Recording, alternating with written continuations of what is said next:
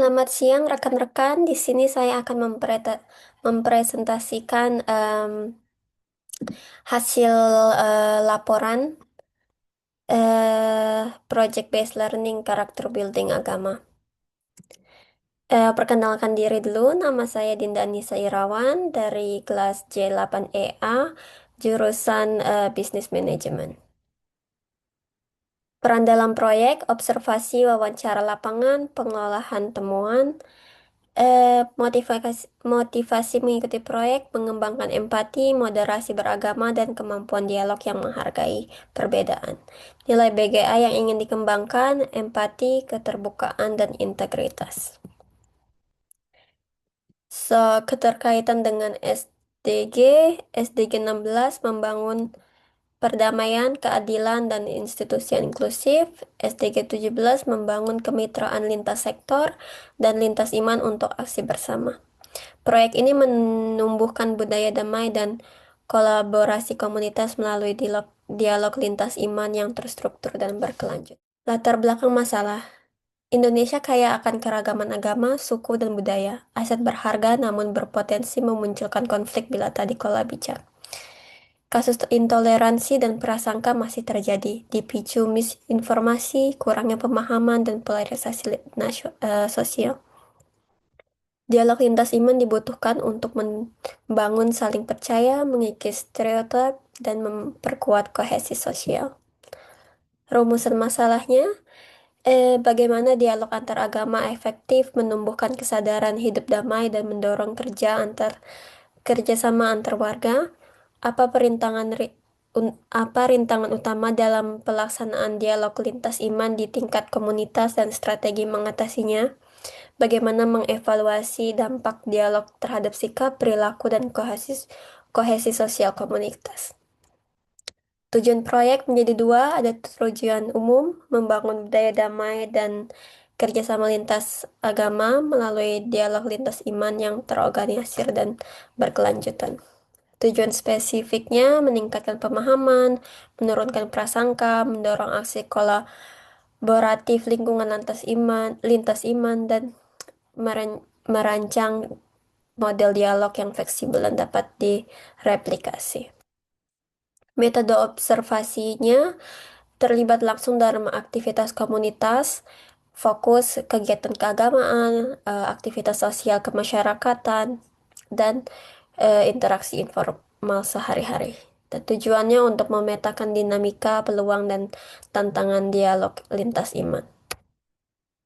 Metode wawancara dan pemangku kepentingan tokoh agamanya dari agama Islam, Kristen, Hindu, Buddha, Konghucu, dan kepercayaan lokal. Tokoh masyarakat ada RT, RW, kelurahan desa, tokoh adat, aktivis komunitas dan organisasi pemuda, masyarakat umum dari latar belakang agama dan usia yang beragam. Pembagian tugasnya ada pembagian tugas personal, observasi dan wawancara oleh tiap anggota. Tugas kelompoknya pengumpulan data, analisis, dan penyusunan laporan akhir. Hasilnya berbentuk laporan komprehensif dan model dialog yang dapat direplikasi. Timeline pelaksanaannya kita dimulai dari bulan Juni, akhir Juni penentuan topik, sampai pertengahan Juli pelaksanaan wawancara, di bulan Agustus melakukan penyusunan akhir, dan 11 Agustus pengumpulan laporan. Temuan di lapangan, dialog partisipatif dan interaksi informal mereduksi prasangka dan membangun kepercayaan. Kohesi sosial menguat ketika ada tujuan kemanusiaan bersama yang melampaui sekat identitas. Contoh praktiknya, kebun pangan bersama, fasilitas pendidikan, anak di wilayah rawan konflik, dan tim tanggap bencana lintas agama.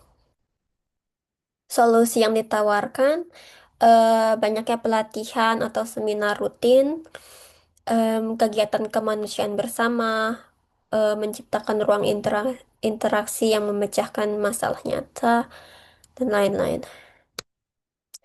Refleksi pribadi dari saya belajar bahwa Si beragama bukan berarti menyamakan semua ajaran, tetapi berani berdialog dengan rendah hati sambil menjaga prinsip pribadi. Ya, ada momen di mana saya mendengar pandangan yang sangat berbeda dan merasa tidak nyaman. Di situ saya berlatih menahan reaksi cepat, bertanya dengan empati dan mencari titik temunya. Keterampilan yang tumbuh, mendengarkan aktif, merangkum ulang tanpa menghakimi, serta menyampaikan pendapat secara asertif dan sopan.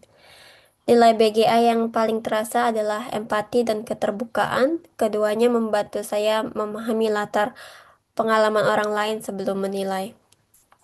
Untuk komitmen ke depannya, ikut memprakarsai ruang dialog kecil di lingkungan saya dan terlibat dalam kegiatan kolaboratif lintas iman yang nyata manfaatnya. Kesimpulannya, dialog lintas iman berkontribusi signifikan pada perdamaian dan kohesi sosial bila dirancang partisipatif dan berkelanjutan. Keberhasilan bukan hanya dari pertemuan formal, tetapi juga ruang informal dan aksi kolaboratif yang menyentuh kebutuhan real. Model dialog yang fleksibel dapat direplikasi di berbagai komunitas. Saran dan tindak lanjut, forum dialog rutin sebagai ruang aman berbagi perspektif, program kolaboratif, bakti sosial, pelatihan keterampilan, aksi lingkungan, libatkan ya lebih sering libatkan generasi muda melalui kegiatan lintas kreatif lintas iman, pelatihan fasilitasi percakapan lintas iman bagi anggota komunitas.